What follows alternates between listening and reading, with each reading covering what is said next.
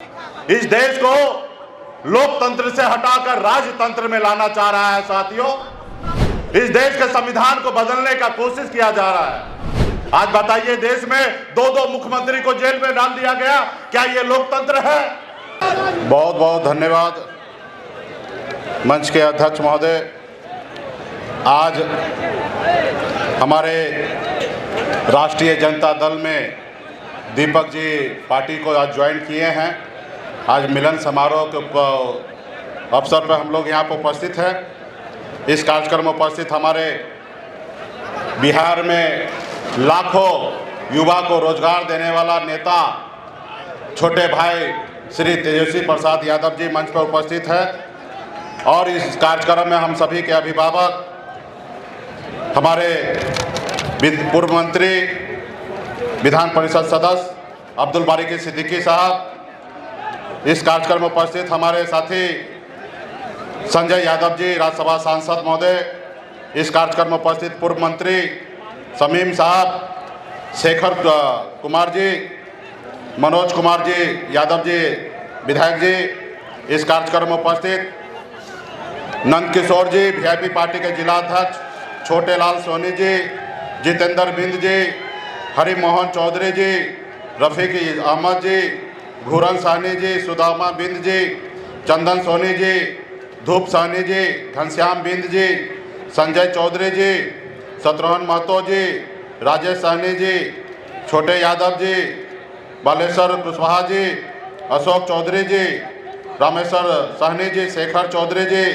बहादुर साहनी जी, सीमा देवी जी, संतोष साहनी जी और तमाम महागठबंधन के सभी मंच पर उपस्थित नेतागण, इस सभा में उपस्थित बड़े संख्या में युवा साथी, सम्मानित गार्जियन, सभी को सन्नप मल्ला मुकेश सहनी की ओर से नमस्कार, प्रणाम।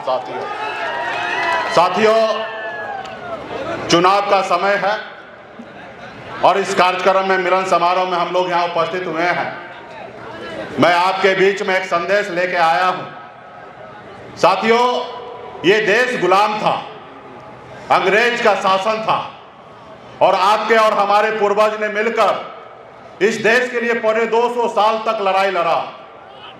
हजारों लाखों के संख्या में हमारे पूर्वज ने बलिदान दिया, तब जाके ये देश आजाद हुआ।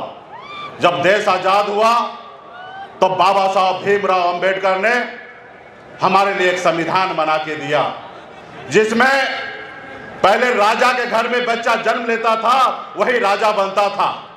लेकिन बाबा साहब ने कहा कि नहीं, अब इस देश का राजा रानी के कोख से बच्चा जन्म लेगा, वो राजा नहीं बनेगा। इस देश का राजा वो बनेगा जिसके पास वोट होगा, वो व्यक्ति राजा होगा। और बाबा साहब ने हमें एक संविधान बना के दिया, हमारे देश के लिए एक लोकतंत्र दिए। और साथियों, हमारा देश आजादी के 77 साल बीत गया, लेकिन आज हमारा देश, जो हमारे पूर्वज का जो सपना था, कहीं ना कहीं कुछ लोगों ने इसको गुमराह करके आज कहीं ना कहीं हमारे पूर्वज के सपना को चकनाचूर करने में लगा हुआ है। इस देश को लोकतंत्र से हटाकर राजतंत्र में लाना चाह रहा है साथियों। इस देश के संविधान को बदलने का कोशिश किया जा रहा है। आज संविधान के दम पे आज गरीब पिछड़ा, आज मल्ला का बेटा भी आपके सामने में अपनी बात रखने का हैसियत रखता है। ये किसके कारण? ये संविधान के कारण। लेकिन कुछ लोग जो है, नागपुर में डिसीजन होता है और नागपुर के इशारे पे देश में संविधान को बदलने की सोच रखते हैं साथियों। आज बताइए, देश किस जगह पे पहुंच रहा है? आज बताइए, देश में दो मुख्यमंत्री को जेल में डाल दिया गया, क्या ये लोकतंत्र है? ये लोकतंत्र नहीं है साथियों।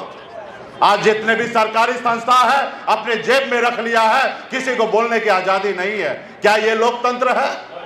आज देश में हजारों लाखों करोड़ रुपया देश के जनता का खर्च हो रहा है चुनाव पे, इसलिए क्योंकि जनता मालिक है और जनता जिसको चाहेंगे उनको बैठाएंगे।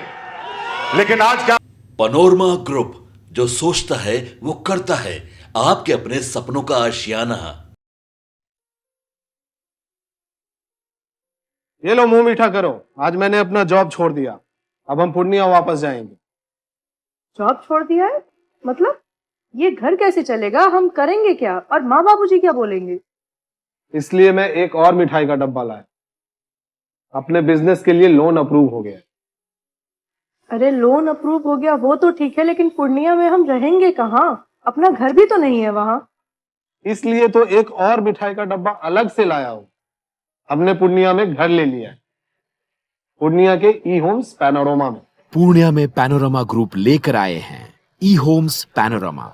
बड़ा घर, आलीशान जिंदगी और अत्याधुनिक सुविधाओं के संग। अरे अरे, अब क्यों मुंह मीठा करवा रही हो? क्योंकि हम घर वापसी जो कर रहे हैं। घर वापसी की खुशी पूर्णिया में ई होम्स पैनोरमा के संग। ई Homes Panorama, luxurious lifestyle redefined.